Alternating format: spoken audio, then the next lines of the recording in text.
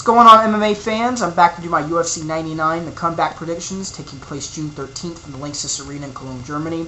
FYI, ahead of time, if you order this pay-per-view at 3 p.m. instead of 10 p.m., the tape delay, from what I've been hearing, you will get 6 fights on the main card. If you order the tape delay, you may not get all 6 fights, so just FYI ahead of time. Going to work my way from the bottom of the main card all the way to the top like I normally do.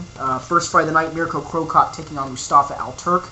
Mirko Cro Cop training out of the Cro Cop Squad Gym. He's a purple belt in Brazilian Jiu-Jitsu, primarily on the defensive side.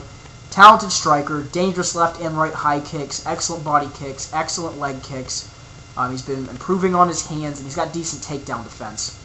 He's taking on Mustafa Al-Turk, who trains out of the London Shoot Fighters camp.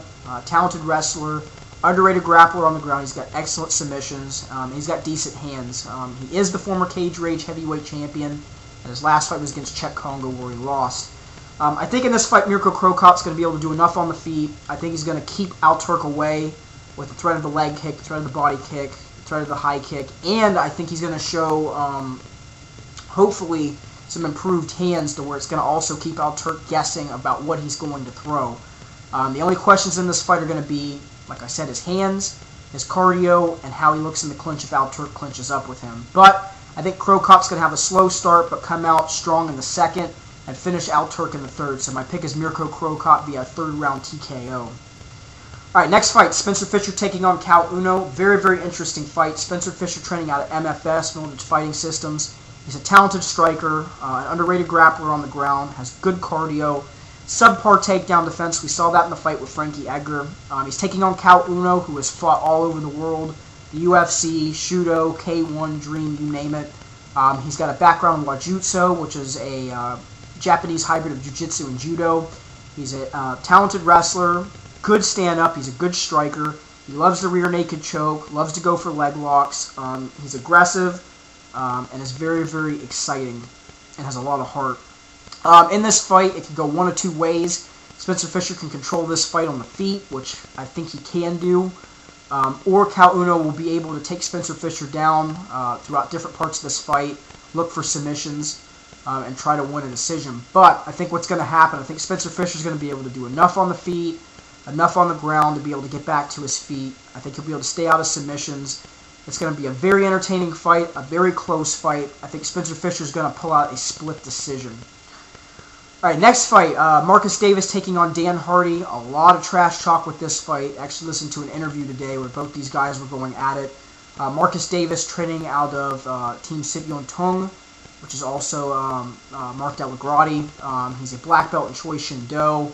Very talented striker, has a a good boxing career and good boxing background. Solid cardio, good wrestler, and is an underrated grappler on the ground.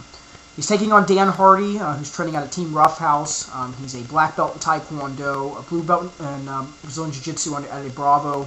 Been training on and off with Freddie Roach.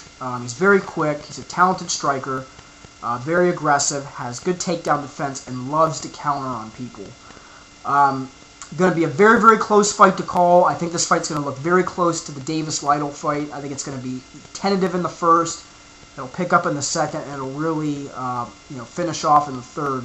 I think Marcus Davis will have the better game plan in this fight. I think he'll employ leg kicks. I think he'll move in and out of the pocket effectively. I think he's going to really surprise Hardy with his power. I think when he connects 1 or 2 times on Hardy, it's going to make Hardy be a little bit more tentative and a little bit more fearful of moving forward and being too aggressive. I think that'll play into Davis's hands, and I think Davis will win a split decision. A lot of close fights on this card. Next fight, Mike Swick taking on Ben Saunders. Another close fight. Mike Swick training out of AKA. Very solid striker. Quick, explosive, loves to push the pace. He's got good takedown defense and is a decent grappler on the ground.